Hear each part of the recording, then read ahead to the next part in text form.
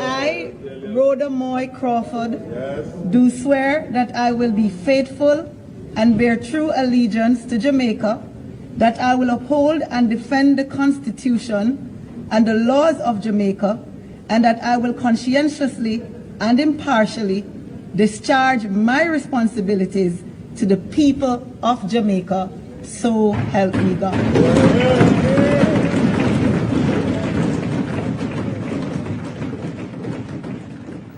All right, folks, she's a political newcomer, one seated, a three-time member of Parliament.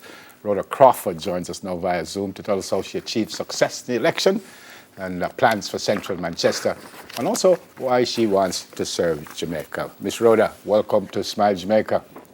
Thank you for having me. Good morning, Neville. Good morning, Small. Good morning, Lux. You look fresh and rested and ready to work. My campaign director woke me up very early and told me to get ready. All right, congratulations. Let me start with what we just saw. What was that feeling like walking up there to take the oath of allegiance? What was that like for you? But I felt so overwhelmingly positive. It was like a dream come true. It was a bit of unbelievable state. You're there, you're not sure if you're there, but you hear a lot of applause, a lot of claps, cheers, and it was just a great feeling. Congratulations again. I said a newcomer. How new is new? When did you enter politics and why? Double-barrel question. Well, I am new to representational politics, but I'm not new to being in the political space. I grew up seeing my parents as party workers for the Jamaica Labour Party, my mother's side of the family, and I saw my father's side of the family as party workers for the PNP. When I started Shortwood Teachers College at 16, I became involved in the political happenings. But it wasn't until I went to UWI Mona at about age 20 when I joined the G2K chapter there and quickly became vice president of the UWI chapter. And then after a year, I moved on to the central executive of the G2K. At that time, Delano Sivright was president, and I was one of his deputy general secretary. The following year, when Floyd Green became president, I served as a vice president to Floyd Green. So as a G2K vice president, we had varied responsibilities. We had active role in helping with the political processes in different constituencies. And outside of that, in the constituency of Manchester Central, even though young, from about 14 when I was in secondary school and Norman Horn was the JLP candidate, I became very involved in the politics, moving around, following my family members, becoming runner. Then the following year when the following term, when Sally was the JLP candidate, I worked as an indoor agent to her and I was a part of her campaign management team. And then when Danville Walker came, I was also a part of his management team, and I would have assisted Dr. St. Aubin Bartlett as well. So recently, I'm sorry to interrupt you. You're telling us you grew up in the belly of it, Rhoda, in the belly of it. So did you always know, even having worked on the campaigns you said you worked on, that you wanted to run one day? Was it always your hope to do that? You know, it was always my hope not just to run, but to represent Manchester Central. And one of the reasons, Norman Horn, I remember the night when we assembled at the constituency office after Norman Horn had lost. And I was crying. There were several persons in the office who were in tears. And I remember vividly, Norman Horn came over to me and he said, "Little one, dry your tears. I didn't win tonight, but one day when you get big, you will run and you will win," and that has never left my mind. Oh, that's lovely. So look now, are you still pursuing your doctorate in literacy? Yes, I am supposed to resume in another 2 weeks. Oh, wow. And once I work at the same pace that I was working, I should be finished by May. Okay, that's going to be an interesting journey for you. But having seen what we've seen of you, it is very clear that you can do this. You have taken on a mama task and made a very, very serious statement with your victory. As Neville asked you earlier, what are your plans for Central Manchester as you move forward?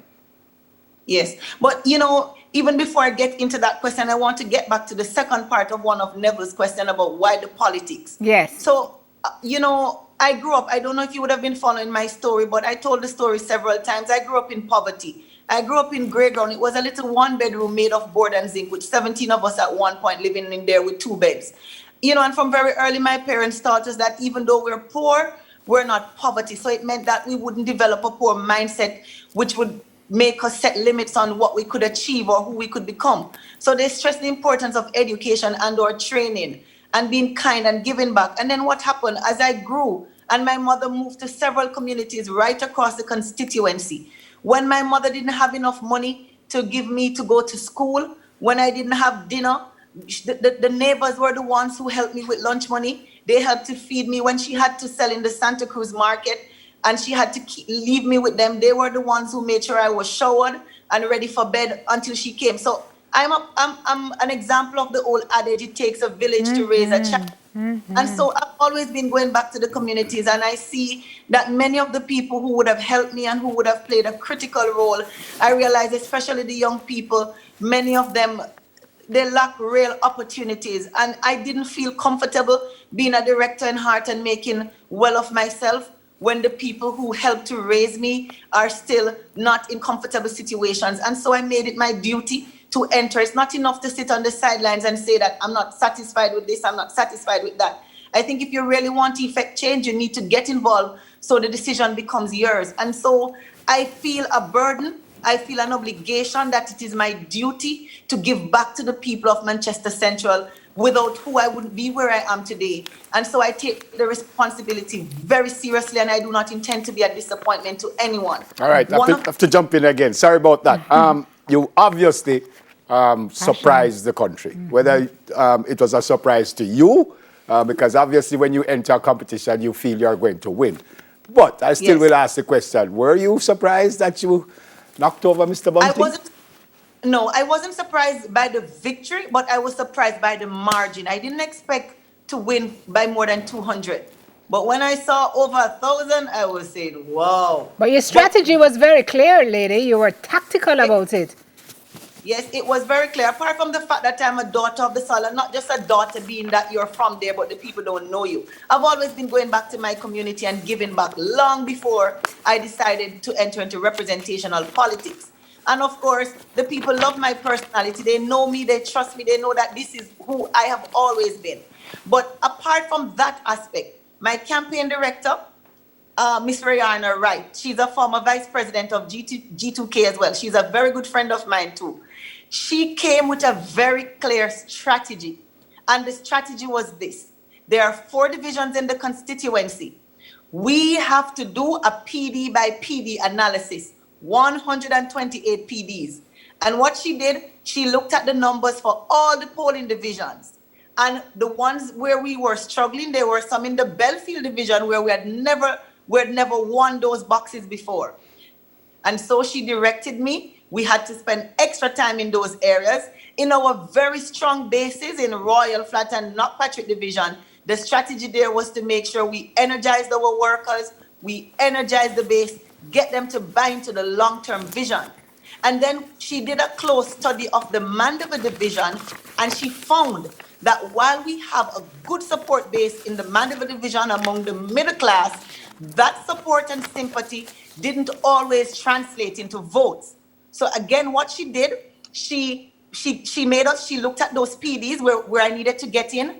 We had several meetings with members of the business community. We had many veranda meetings at people's home in Ingleside and other areas. And what we did was that each one tell one. So each time we would meet 12 to 15 people and we would tell them on leaving, please make sure you tell somebody else. And then in the communities of Ingleside, Balvenie Heights, the Carteret Road, where the residents are not very keen on crowds coming to their doorways and buzzing them, what we did was to ensure that my manifesto, the pamphlets bearing my plans and introducing me, we delivered those to the mailboxes. All right, I have to jump in again because we're out of time. Quick answer. I know it's early days. Aspirations of being a prime minister? I'm not focused on that now. As I said, I know it's early days, but you think you might want to do that? What I'd like to become ultimately is education minister. Education is my passion. and I have that background. So ultimately, but for now, the focus has to be on the constituent. All right. And We want to have a little fun with you before you go. Go on. I hope I don't. You have to finish that. I hope I don't be a disappointment to the people. What's the next one? Go on. I turn the page. I am more than just. I am more than just a pretty face. I love that. I will always remember to. Be thankful to all the people who have helped me to be where I am. I really want to see. A difference. I want to see a turnaround in Manchester Central. And the final one. And the final one. I can't believe I have won by such a big margin. Nicely done, Rhoda. Nicely done. It is great to see you. Great to meet you. Congrats again. It is a responsibility, but speaking to you now, I think you have this under control. Man, and your passion is evident. And I should say that it had always been one of my dreams to sit in studio with yourself and Simone. One more, check the box. Well, no. Sooner than later, you will be sitting with us right here. Okay. To me is the elder, them have to listen to me. So sooner than later, we will bring you in. All right? Yes, I'm currently working on my first 100-day plan with my campaign director, Ms. Rihanna Wright. Of course, water is a top priority. We're planning on putting a task force in place to look at what the real problem is and then to look at the recommendations coming out of that. And we want to quickly move into the access to education and training through the Heart NSTA Trust. All right. So all right. We have to go. We have to go. Rhoda is ready to work. Yeah. Be safe. Be safe, yourself and your family, and God bless you. Thank you so much. Boy, what a fireball. What? Ready. Thank you so much, Rhoda Crawford, a Member of Parliament for Central Manchester. Would you want to do anything like that? Politics? What would you want to be, like a minister or a prime minister or something? No? We have to go for a break.